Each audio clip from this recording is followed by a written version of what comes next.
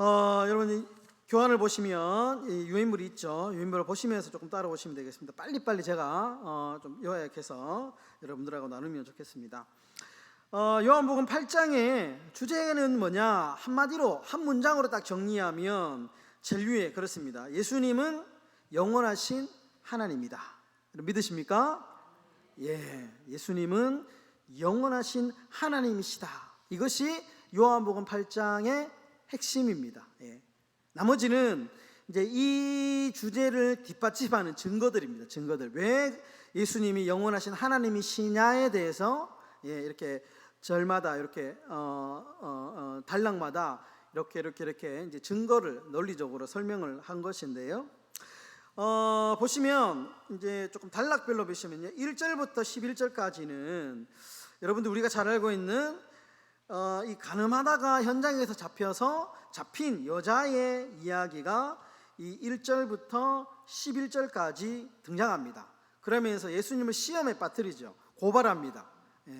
그래서 예수님이 아주 지혜로운 말로 너희 중에 죄 없는 자가 먼저 돌로 치라 이렇게 말씀하시면서 결국에는 모든 사람이 이렇게 뿔뿔이 흩어지는 장면이 1절부터 11절까지다 라는 것이죠.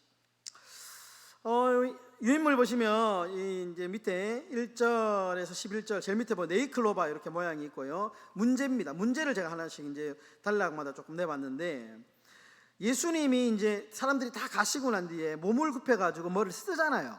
그죠? 손가락으로 땅에 8절에 보시면 몸을 굽혀서 쓰셨는데,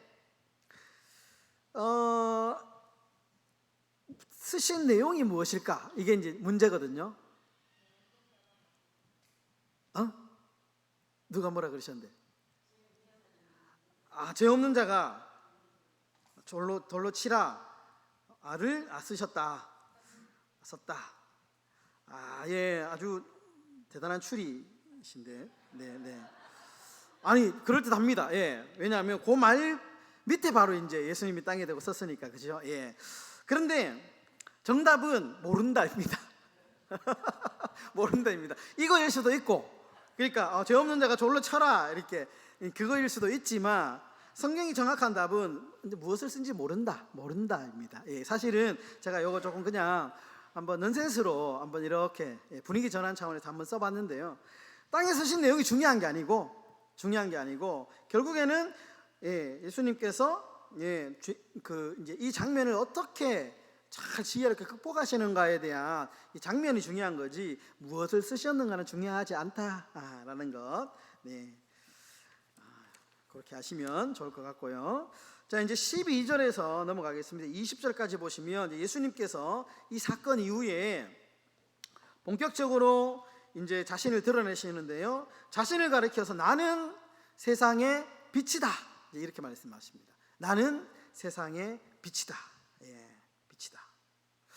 여러분, 우리가 빛 대신 예수님을 따라가는 빛의 자녀이죠. 여기 계신 여러분들 모두 다 빛의 자녀인데요. 그렇다면 빛의 자녀들은 어떻게 살아야 될까? 라고 하는 우리가 좀 질문을 던져볼 필요가 있고요. 그 답이 에베소서 5장 8절과 9절에 나옵니다. 구체적인 답이. 누가 한번 찾아서 한번 읽어주시겠습니까? 에베소서 5장 8절과 9절.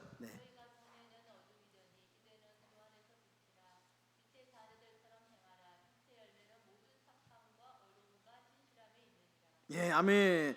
빛의 자녀는 어떻게 구체적으로 착하고 의롭고 진실합니다. 예, 빛의 자녀로 살아라라고 이야기하면서 구체적인 이제 어떻게 살아가야 될 것인가에 대한 이야기를 하고 있는데, 착하고 의롭고 진실하게 사는 것이 빛의 자녀로서의 살아가는 마땅한 삶의 모습이다. 예, 여러분 착하시고요. 예. 저는 좀 못됐는데 옛날에 못돼가지고 어머니한테 많이 맞았거든요. 하도 못됐다고. 근데 예수 믿고 많이 착해졌습니다. 더 착해져야 되겠고요. 착하고 의로워야 되고요. 진실해라. 이것이 빛의 자녀의 살아갈 모습이다. 이렇게 이야기를 합니다. 자, 이제 21절부터 30절까지는 핵심이 뭐냐 하면 위에 속한 자와 아래에 속한 자가 있다. 예수님께서 그렇게 말씀하시는 건요. 위에 속한 자는 앞에 있는 예수님이 어떤 분이신지를 알지만 그러나 아래에 속한 사람은 깨닫지 못한다. 이제 이렇게 말씀을 하십니다. 그러면서 여러분 이 위에 속한 자와 아래에 속한 자는 어떤 사람이냐?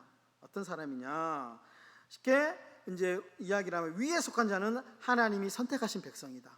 하나님의 자녀다. 반대로 아래에 속한 자, 땅에 속한 자는 누구냐? 그것은 하나님이 선택하지 않은 세상의 백성이다 라고 말씀하시죠.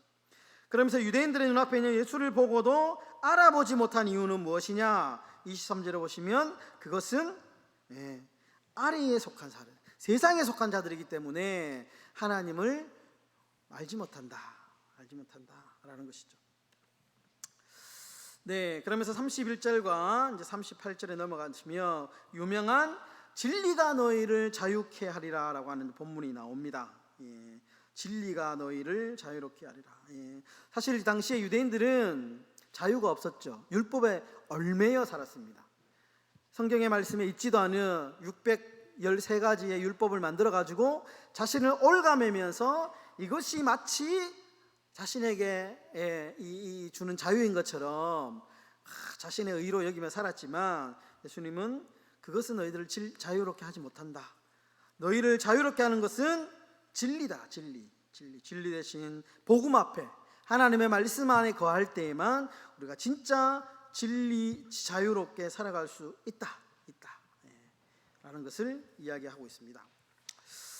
네, 그러면서 39절과 47절에 아브라함 이야기를 하고 있는데요. 이제 아브라함이 결국 하나님의 이 의롭다라고 인정을 받은 것은 아브라함의 순종, 믿음으로 인해서 그 아브라함이 하나님께 의롭다 칭함을 받았다. 그러므로 아브라함의 행함은 어떤 그 행위의 행함이 아니고 믿음의 행함이다. 믿음으로 구원을 받았다. 이제 이 이야기를 예수님이 하고 계십니다. 그러면서 하나님께 속한 자는 누구의 말을 듣느냐? 하나님의 말을 듣는다. 47절에. 반면에 하나님의 말씀을 듣지 않으면 어디에 속한 자라고 얘기하느냐 하면 44절에 보시면 마귀에게 났다. 이렇게 이야기를 하십니다. 넘어가서요. 그러면서 마지막에 정리하시기를 예수님은 그러므로 영원하신 하나님이시다 라고 8장의 마지막을 마무리하고 계십니다. 8장의 해설을 좀 해놨는데요. 적용이라고 할 수 있습니다. 1절부터 11절까지 나오는 음행 중에 잡힌 여자의 이야기를 보면서 우리가 한번 적용점을 한번 만들어 봐야 되는데요. 예수님이 이 여인을 대하시는 모습을 보면서 우리는 앞으로 다른 사람의 죄에 대해서 어떻게 반응해야 될까 라는 한번 생각을 해보게 됩니다. 때때로는 우리 주변의 사람들도 우리를 올무에 빠뜨릴 때가 있죠. 그러한 시험의 때를 당한다면 우리는 주님께 듣기는 속히 하고 말하기는 더디 하는 지혜를 구해야 된다라는 것입니다. 때때로 우리 사단이 우리에게 늘 시험에 빠뜨리고 이 올무를 팔 때마다 그럴 때마다 우리가 하나님의 지혜를 구해야 된다.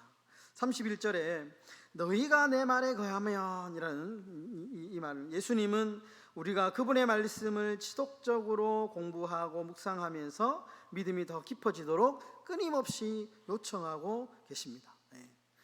요한복음에서는 끊임없이 너희가 내 말에 거하면 이라는 말이 많이 나옵니다. 너희가 내 안에 거하면.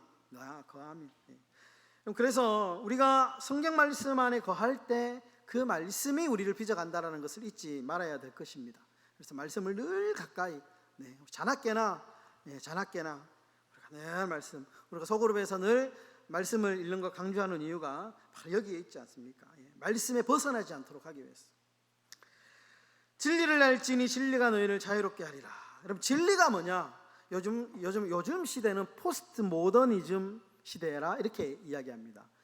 무슨 말이냐면 진리가 없는 시대입니다. 더 정확하게 얘기하면 내가 생각하는 게 진리다 이런 시대에 살고 있습니다. 그래서 여러분 잘 보시면요, 요즘에는 절대적인 기준이 없습니다. 내가 맞으면 그게 진리의 세상에서 살고 있거든요. 요즘에 어떤 이제 시대적인 철학이 그런 겁니다. 옛날에는 딱 절대적인 기준이 있어가지고 이게 진리니까 이것만 따라오세요 하면 사람들이 다 따라왔는데, 이제는 그렇지 않습니다. 진리가 이것도 진리고 저것도 진리고, 다 진리를 인정하는 시대입니다. 인정하는 시대. 그런 정말 허망한 시대에 우리가 살고 있는데, 우리 절대적인 진리는 그렇지 않죠. 절대적인 진리는 바로 하나님으로부터 나온다라는 것을 우리가 꼭 기억해야 된다. 그 하나님의 진리 안에 거할 때만 인간은 진짜 자유로운 존재가 될 수 있다. 있다라는 것이죠. 네, 34절에 죄를 범하는 자마다 죄의 종이다. 죄의 종이다. 여러분, 대부분 죄는 외부에서 오는 것도 있지만 사실은 우리의 내부의 갈등이 우리가 늘 죄의 노예로 살아가죠. 제일 힘든 적이 누구냐? 납니다. 나. 옆에 있는 사람이 아니고요. 나를 이기지 못해서 늘 나에게 묶여서 나도 나를 내 마음대로 잘 하지 못하는 것 있지 않습니까? 우리는 무엇의 노예가 되어 있느냐? 무엇의 노예?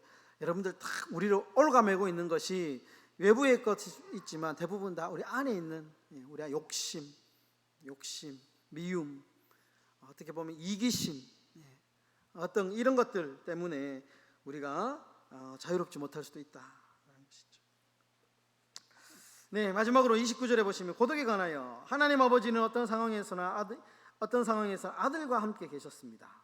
그리고 예수님은 보혜사 성령이 영원히 우리와 함께 계실 것이라고 약속합니다. 어떻게 하면 우리 일상생활 한가운데서 고독을 영성훈련으로 활용할 수 있을까요? 이 말씀을 묵상하다가 우리는 늘 사실은 참 고독한 존재죠. 외로운 존재입니다. 외로운 존재. 그래서 사람을 의지하다 보면 늘 외롭습니다. 그러나 이 고독을 우리가 잘 활용하면 이 경건의 능력으로 활용할 수 있습니다. 옛날에 그래서 이 수도사들은 일부러 세상과 떠나서 멀리 고독한 곳으로 사막으로 가셨고, 거기서 이제 굴을 파고 혼자 스스로 이 고독을 자신의 경건의 친구로 삼아서 끊임없이 자신을 수행했던 그런 역사적인 사실도 또 있지 않습니까? 사람을 의지하면 고독한 존재이지만, 그러나 성령 하나님이 우리와 함께 하시고 보혜사 성령님이 우리와 함께 하고 계시다라는 것을 우리가 기억하고, 홀로 있다 할지라도 우리가 그 하나님 의지해서 기도하면서 그렇게 영성의 훈련으로 활용하시면 좋겠다라는 생각을 하게 됩니다. 네, 여러분, 이 8장의 전체적인 내용을 간략하게 우리가 좀 살펴봤는데요. 네, 이제 우리 지난번에 했던 대로 영상에 우리 8장을 요한복음 8장을 띄워드리겠습니다.